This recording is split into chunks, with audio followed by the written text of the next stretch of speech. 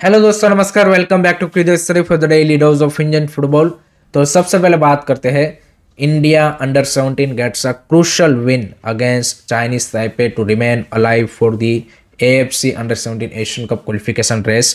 जी हाँ दोस्तों, मैच की शुरुआत हमारी उतनी अच्छी नहीं रही थी कि जहाँ पे हमने स्टार्टिंग के ही 3rd मिनट में गोल कंसीड कर दिया था। एंड उसके बाद भी मैं ये नहीं बोलूँगा कि हम मैच में आई वुड से कि एक डोमिनेटिंग, एक कन्विंसिंग परफॉर्मेंस पुटअप कर रहे थे। उसके बाद भी we were making so many individual, so many collective mistake की, जहाँ पे मिस पासिस हो रहे, कोऑर्डिनेशन नहीं हो रहा, फाइनल थर्ड में डिसीजन मेकिंग, शॉट में यहाँ पे गलतियाँ कर रहे हैं। डिफेंसिवली भी उतना ज़्यादा हम सॉलिड कॉम्पैक्ट होकर नहीं खेल पा रहे थे। तो वी आर लुकिंग मीडियोकर, क्योंकि सामने भी आप देखिए ऐसे ओपोनेंट थे आपके कि जो भाई उतना कोई स्ट्रॉन्ग टीम नहीं है। वो भी यहाँ पे पिछले 10-15 दिन में ही टीम इकट्ठा हुई थी एंड वो खेलने आ गए थे। एंड हमारी प्रिपरेशन 3-4 महीने से चल रही थी, तो उस हिसाब से हम ये नहीं बोल सकते कि हम सुपीरियर टीम की तरह खेल रहे थे। But no doubt first half में हमारे कैप्टन गांगते ने यहाँ पे इक्वलाइजर डाला एंड उसके बाद सेकंड हाफ की भी शुरुआत हमारी काफ़ी यहाँ पे डल रही। बट 75th मिनट के बाद वो जो गांगते के अगेन 2 बैक टू बैक गोल आए एंड उन्होंने हैट्रिक स्कोर किया। उसके चलते हमने एक इंपॉर्टेंट 3-1 का विन हासिल किया है एंड एक क्रूशल 3 पॉइंट अर्जित किए हैं, जो कि हमारी क्वालिफिकेशन रेस में काफ़ी इंपॉर्टेंट होने वाले हैं। नो डाउट कल ईरान ने भी यहाँ पे पॉइंट ड्रॉप किए अगेंस्ट लेबनान की, वहाँ पे वो मैच ड्रॉ रहा, तो वो हमारे लिए यहाँ पे पॉजिटिव चीज़, फायदे वाली चीज़ हो गई। बट हमारे लिए क्वालिफिकेशन का सिनारियो अभी भी सेम है। We need to win remaining 2 matches. कई सारे लोग बोलेंगे कि भाई यहाँ पे आप लेबनान को हरा दो एंड देन ईरान के सामने ड्रॉ करेंगे तब भी बात बन जाएगी। बट ईरान का जीडी हमारे से अभी बेटर है, तो ईरान अगर नेक्स्ट पैलेस्टाइन वाला मैच जीत जाता है and if we beat Lebanon then last match में we need to beat Iran, as simple as that. So उस पॉइंट ऑफ व्यू से इस टीम में भाई अभी भी there are area of improvement की, जिसके ऊपर यहाँ पे बिबियानो फर्नांडिस एंड बॉयज को यहाँ पे काम करना पड़ेगा if they want to qualify. So let's see remaining 2 matches में, दोनों टफ मैचेस है। लेबनान भी it's not gonna be easy. यहाँ पे ईरान से पहले हमारा टास्क होगा कि भाई लेबनान को हराए, जो उन्होंने भाई ईरान के सामने ड्रॉ किया है। सो टफ रहने वाला है वो मैच भी एंड देखते हैं अंडर 17 बॉयज़ किस तरह की परफॉर्मेंस पुटअप करते हैं। आपकी क्या थॉट्स है, आपको कैसा लगा मैच, आपका क्या ओपिनियन है, कमेंट सेक्शन में ज़रूर बताइए। सेकंड बात करते हैं कल खेले गए एफसी गोवा के SCL2 मैच के बारे में, कि जहाँ पे again they lost to the Iraqi club Al Zawraa by score line of 2-1 and 2-1 की स्कोर लाइन देख के आपको लग सकता है कि हाँ भाई अच्छी फाइट पुटअप की होगी। एंड पर्टिकुलरली वो जो 34th मिनट पे आयुष छेत्री को रेड कार्ड मिला, उसके बाद 10 मैन आप डाउन थे, तो एक उस पॉइंट ऑफ व्यू से आप बोलेंगे कि हाँ भाई अच्छी फाइट थी। But when you down to a 10 man then भाई obviously for such a long time आपको फिर गेम में भाई चेस्ट डाउन ही करना पड़ेगा। आप भाई डिफेंसिवली फिर आपकी एफर्ट्स ज़्यादा बढ़ जाएगी एंड उसके चलते आप ऑफेंसिवली कुछ क्रिएट भी नहीं कर पाओगे। तो वही दिखा, आप स्टेट्स भी देख लीजिए कि भाई गोवा के 0 शॉट ऑन टारगेट है। सो इट क्लियरली इंडिकेट्स कि it was all Al Zawraa in this match and Al Zawraa ही अपने भी गोल मार रही थी और गोवा का भी गोल उन्होंने ही मारा। तो it was basically all about them and not about Goa. So fight के लिए आप ये बोल सकते हो कि हाँ भाई यहाँ पे आपकी टीम रेगुलर क्लब मैचेस नहीं खेल रही, वो नहीं कर रही, ये नहीं कर रही, एक्सक्यूज हम दे सकते हैं सारे।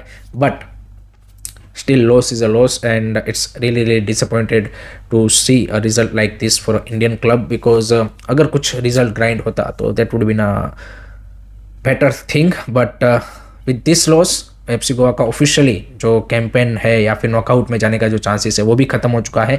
एक मैच अब बचा है यहाँ पे इस्तिक्लाल के सामने, देखते हैं वहाँ पे कैसी परफॉर्मेंस आती है, दैट्स इट। उसके बाद यहाँ पे नेक्स्ट ईयर तो कोई भी इंडियन क्लब एएफसी में खेलेगा उसके ऊपर अभी काफ़ी बड़े डाउट्स है, बिकॉज आप अगर 24 मैचेस का क्राइटेरिया कंप्लीट नहीं कर पाए आपका क्लब, जो कि एक आपकी प्रॉपर लीग के बिना काफ़ी मुश्किल है एंड लीग का भी स्टार्ट होने का चांसेस भी काफ़ी कम दिख रहा है, तो उस पॉइंट ऑफ व्यू से that might be a last match for Indian club in AFC competition.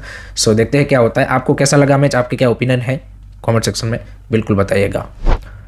Third बात करते हैं भाई, यहाँ पे मोहन बगान ने अपना न्यू हेड कोच अपॉइंट कर दिया है। जी हाँ दोस्तों, Sergio Lobera has been appointed as the new head coach of Mohan Bagan super giant and Odisha FC को उन्होंने टाटा बाय बाय बोल दिया, जो कि काफ़ी टाइम पहले बोल दिया था, बट जो ऑफिशियल अनाउंसमेंट है वो बचा था। एंड इधर भाई यहाँ पे मोहन बगान ने भी होसे मोलिनिया की, जिन्होंने उनको लास्ट ईयर भाई ISL डबल जितवाने वाले जो कोच थे, उनको टाटा बाय बाय बोल दिया है। सो मोहन बगान का ये पिछले 2 साल का एक ट्रैक रिकॉर्ड रहा है कि उन्होंने एंटोनी हबास की, जिन्होंने उनको ISL टाइटल जितवाया, उनसे भाई यहाँ पे कॉन्ट्रैक्ट टर्मिनेट किया देन होसे मोलिना ने उनको भाई ISL डबल जितवाया, पहले कोच, उनको भी भाई यहाँ पे टर्मिनेट किया। And now they are bringing a third Spaniard in that regard, यहाँ पे सर्जियो लोबेरा, जो कि वास्ट एक्सपीरियंस है इंडियन क्लबों के साथ काम करने का, Mumbai city, FC Goa, Odisha FC, सब जगह पे सक्सेसफुल भी रहे हैं।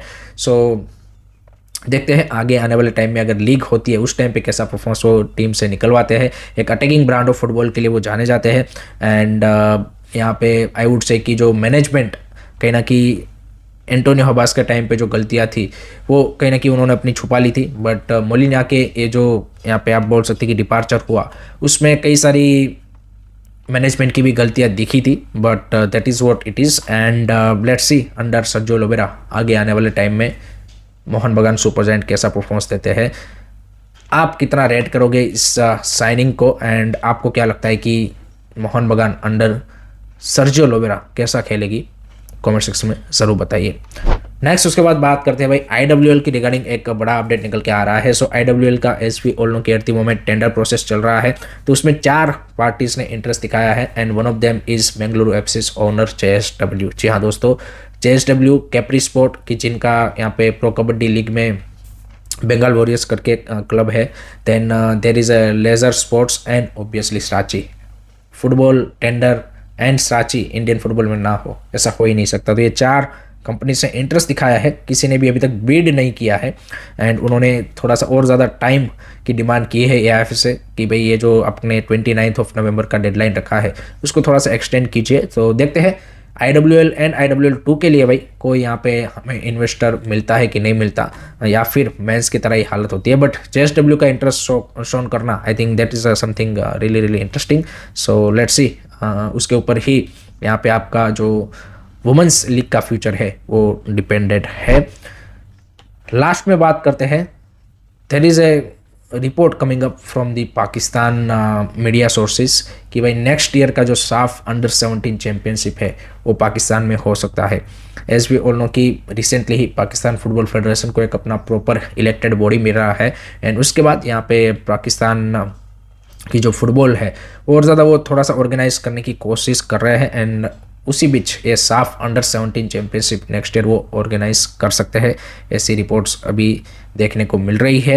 एंड पाकिस्तान अगर ये होस्ट करता है then the question will be on India, because क्या इंडिया ट्रैवल करेगा, that is the biggest question. So देखते हैं यहाँ पे जब ऑफिशियल एज अ होस्ट उनको अगर अनाउंस किया जाता है देन AIF का स्टांस क्या रहता है, एंड क्या हमारी नेक्स्ट जो बैच है इंडिया अंडर 17 की, क्या उनको वो साफ अंडर 17 चैम्पियनशिप खेलने भेजेंगे, वो देखना होगा।